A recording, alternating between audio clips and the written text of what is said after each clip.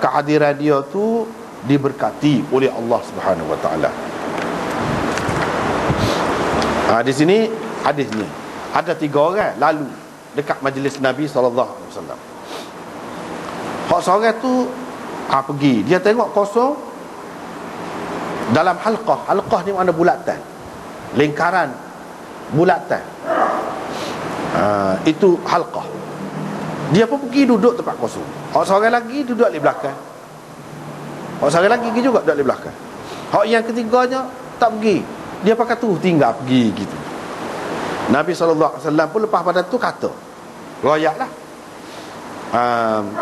Dia nak cerita tentang 3 orang tadi. Adakah depan hak 2 lagi hak ada di situ, atau pada ketika tak ada dah, kira-kiranya tak ada belaka dah ni. Dia cerita ni ada hanya beberapa orang sahabat saja yang dengar. Bukan di hadapan orang yang berkenaan itu sendiri dah. Kalau di hadapan orang yang berkenaan itu sendiri, sepatutnya dia kata, dia ada hak ni, dia ni, ataupun dia sebut nama dah. Ni dia kata adapun yang pertama di antara mereka itu, yang pertama, kira-kiranya mereka itu sudah tidak ada. Dia sebut dia telah pergi berlindung mendapat perlindungan Allah. Yakni pergi dalam majlis ilmu tu, pada hakikatnya orang yang pergi mendapat perlindungan daripada Allah. Kalau hujan luar tu, masuk di tempat teduh, dia tak kena hujan. Gitulah kira-kiranya. Dia berlindung di masjid ataupun di rumah yang mana selamat dia daripada hujan ataupun daripada apa-apalah ancaman. Dia duduk tempat yang selamat. Begitu juga orang yang pergi di majlis ilmu, dia akan selamat. Bila dia sikap dia tu pergi lagu tu, Allah SWT bagi selalu perlindungan kepada dia. Seperti mana kalau kita duduk luar basah, bila kita masuk dalam tak kena lagu tu. Lagu tu lah Allah SWT buat terhadap orang ni. Berarti pergi ke majlis ilmu itu adalah jalan untuk keselamatan dia. Majlis ni majlis apa dia? Majlis ilmu. Dan cara dia duduk tu tidak semesti kita duduk gini. Tetapi banyak dalam hadis-hadis disebutkan ini salah satu cara duduk dalam majlis, iaitu buat lingkaran. Buat lingkaran bulat gitu. Sebab apa? Sebab Nabi SAW duduk tengah. Tapi kalau duduk di ujung lagu ni tidak ada masalah, bulat tu tidak akan jadi bulat. Sebab putus situ tu. Kecuali kalau ramah sangat. Kalau ramah begitulah. Moleknya duduk dekat-dekat bulat, begitu, buat lingkaran begitu. Dan tidak menyusahkan orang alik belakang tu mari.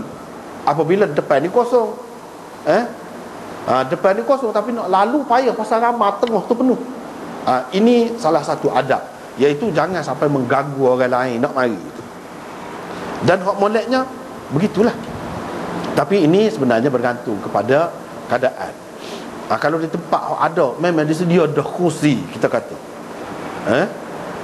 kerusi, ataupun di dewan kuliah, kalau kita kata kerusi tu ada, dia semakin belakang semakin tinggi, duduklah lagu tu, tidak perlu buat lingkaran pun dah. Ni kalau tak ada semua, nak buat lagu ni pun boleh. Bukanlah dalam bentuk halqah ni satu perkara yang mesti, tidak.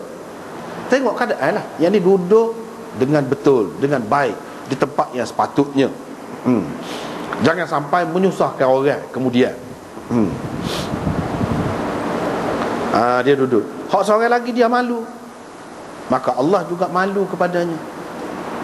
Dia malu nak mari depan, dia malu, maka Allah juga malu.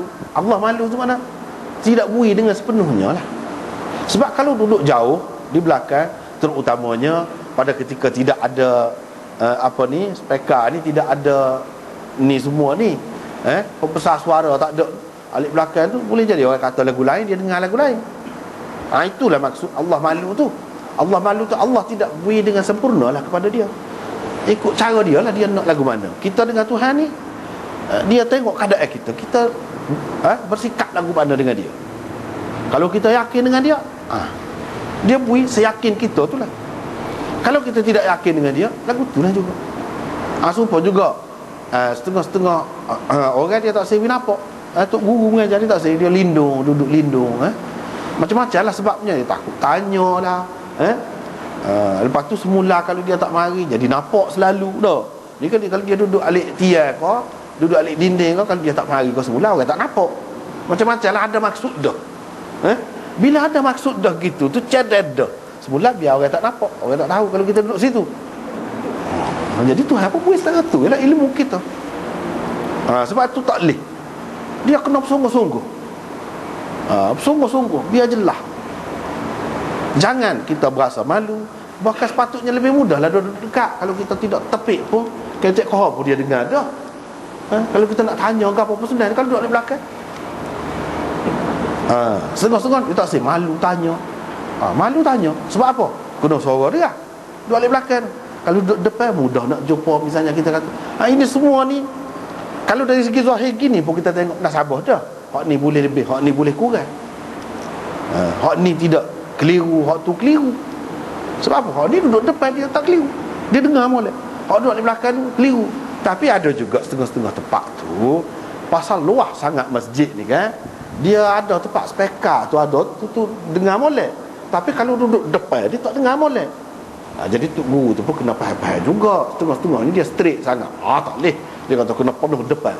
Biar orang tak dengar pun. Hak maksudnya kepada dia, maksudnya nak suruh dengar molek. Jadi kena faham-faham lah hak tu. Hak tu kena faham. Janganlah pula straight sangat betul lesing. Tak boleh lagu tu.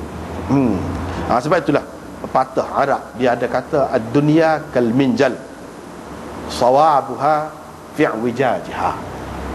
Dunia ini seperti sabit hidup kita, betulnya terletak pada bengkok dia.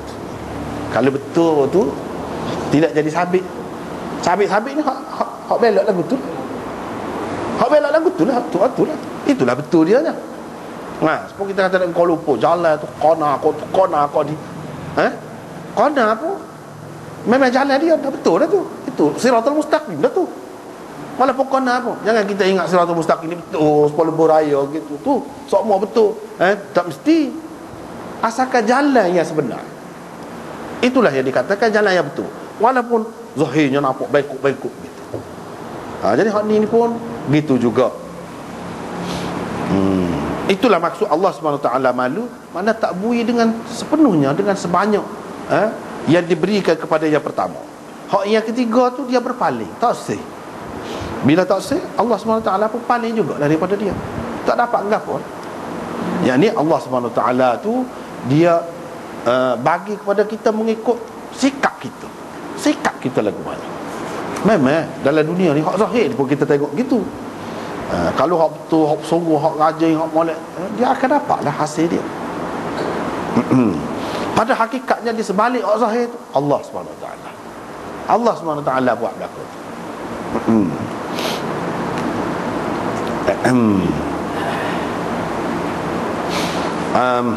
Lepas tu pengajaran dalam hadis ni banyaklah, antaranya elok orang alim tu dia ada majlis, buat majlis, jangan kedekut ilmu, jangan lari daripada orang, tetapi kena adakan majlis. Tidak nak lari pustakat mana yang mampu, kena buat. Dan dia berada di tempat yang nyata, tak apa, tidak jadi sombong. Misalnya kita duduk atas kerusi sini, lebih tinggi daripada yang lain. Kalau duduk rendah, tak nampak balik belakang, ada maksudnya, tak apa lagu tu. Nabi SAW ni pun dia nampak belakang. Hak ni duduk gini, hak ni duduk gini, dia nampak belakang. Untuk mengajar dan untuk membimbing mereka.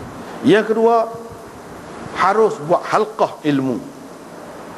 Halqah zikir, mengaji Quran kau gapo kau dalam masjid boleh. Kita buat.